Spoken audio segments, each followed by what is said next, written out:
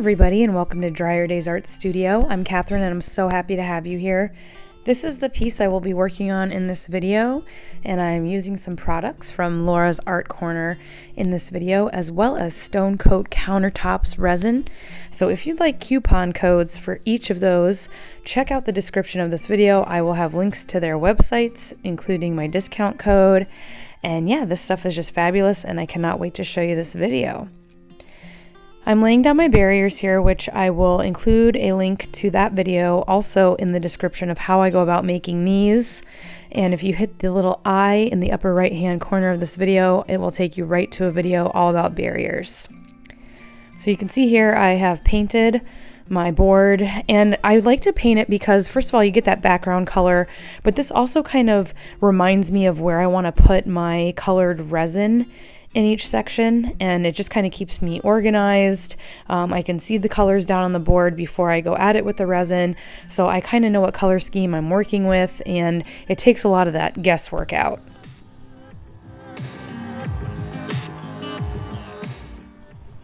One of the biggest questions I get asked is where I find my stones. I find them everywhere: Hobby Lobby, Michael's, the dollar store, Walmart.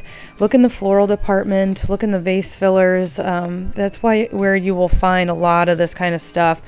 As far as my glitter and things like that, I do try to go through more shops like Laura's Art Corner because it's better product, it's better material. Like this stuff right here is the fairy dust glass glitter. So this glass is very, very fine, the gold that I'm using here, and it is just gorgeous. You can see so sparkly.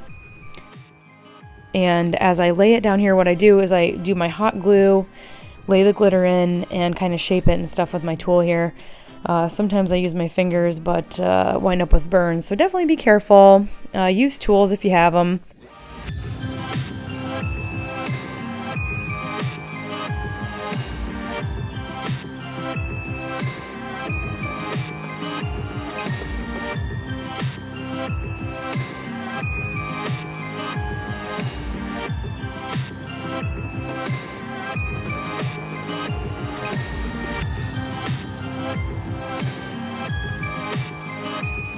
I'm just showing here how I tape my entire piece. That tape there I think is about 1 3/4 inch wide, and you can see I cut it in half because you don't need it nearly that deep for your geodes, and that actually helps your tape go spread it a lot longer over time. But I do like to tape that off just because it keeps my resin confined. I will show you the process of removing it a little later, but here I'm just going to go in with my resin, again using Stone Coat, their art resin in this video here. And if you'd like a discount code for their products, please check out the video description. And you can check out the video description of all my videos, and it will list all the products I use. It'll take you to my Amazon store with all my favorite products, including those little painter triangles I think you can see down there, the yellow ones. They are awesome for doing this kind of work.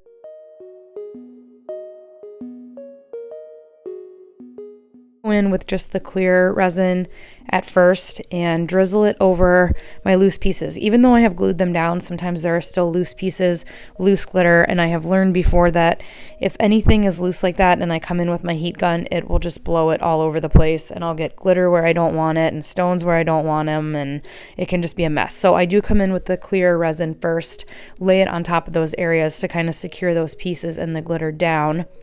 Now I just had a tiny bit of resin in these little Dixie cups, and I'm coming in here with the pigment paste that I also got from Laura's Art Corner, and you can see there's just a tiny bit. Obviously this is sped up for time purposes, but you only need a tiny bit of these pigment pastes, so they last a long time. These jars that they're in are very nice. They don't seal shut and dry shut with the pigment paste in there, so you can never get them open again. Just really nice stuff. This is the teal that I'm using in the pigment paste for this piece.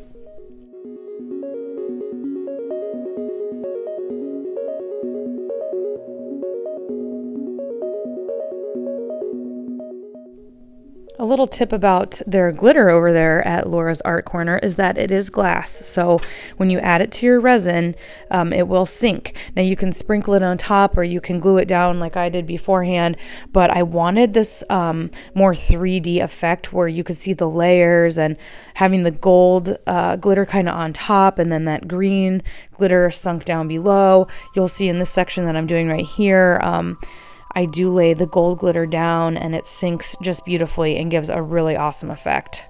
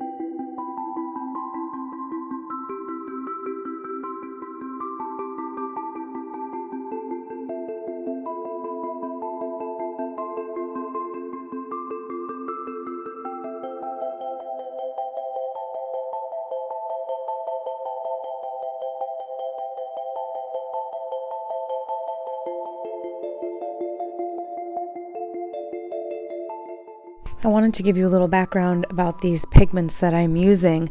Susanna Danks, who is also a YouTuber and from Australia, I highly recommend you check out her channel on YouTube. I'll link that in the description as well. She has been an artist professionally for about 20 years, and she's also an art therapist and resin art tutor. And she was looking for the best kind of pigments and things like that to use with epoxy, and was experimenting with things, trying out different stuff, and also wanted to find things that were affordable and reasonable, and developed her own recipes and colors and metallics and all of that good stuff. And that's how we have these products that I'm using here today. She met up with a lovely woman named Laura in the States who created Laura's Art Corner, and so that people here in the United States, and I'm pretty sure Canada as well, can get these products.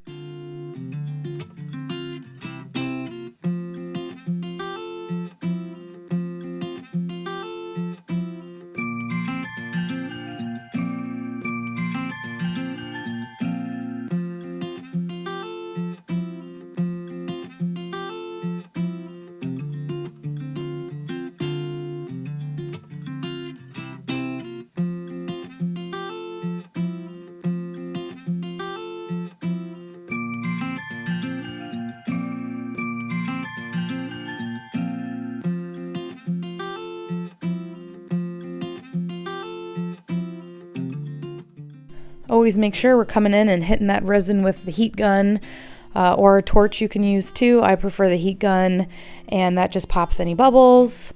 And I usually come in 2 to 3 times. It's usually about 3 times just to make sure all those bubbles are popped.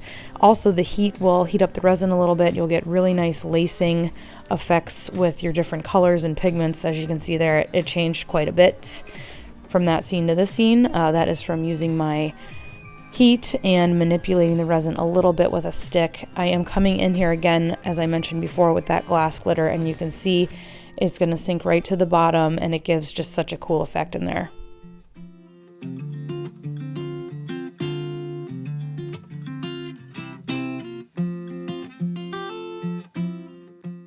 When I'm using Stone Coat art resin, I wait about 2 to 3 hours to come in and peel that tape off around the edges.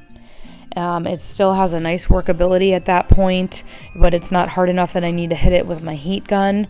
So it's still pliable, it's still moving around a little bit. It will flow over my edges, change the look of this piece, as you will see here after I pull all the tape off. And you want to pull that tape kind of toward you and up and away from the piece. I have had the end of the tape kind of flat back into my piece, and it's really screwed it up. So just make sure you're kind of pulling up and away from the piece.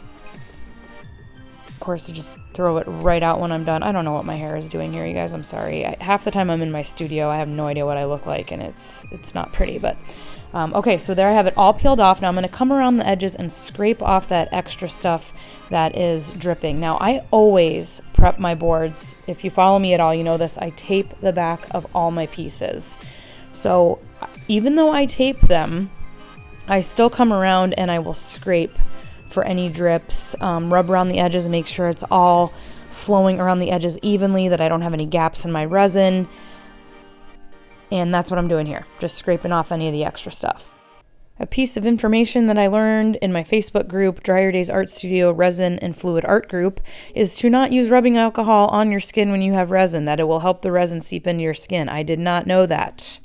However, I am using alcohol wipes here that you can find in the description that I use to clean off my gloves, clean out my cups, and helps clean it up real nicely. Just don't put it on your skin. Oh, I mentioned I tape off the backs here. Well, this is at 24 hours exactly. I am peeling off this tape, and you can see it's coming off so nice and clean. I'm not going to need to sand anything or heat anything up and scrape it off. You can even see my drips on the tape there, and as I pull it off, just beautifully clean.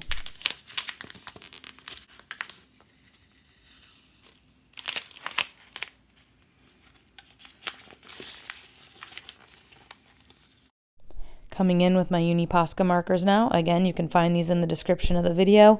Just adding a few finishing touches, a little more depth, a couple of lines to really make this look like that geode shape and form.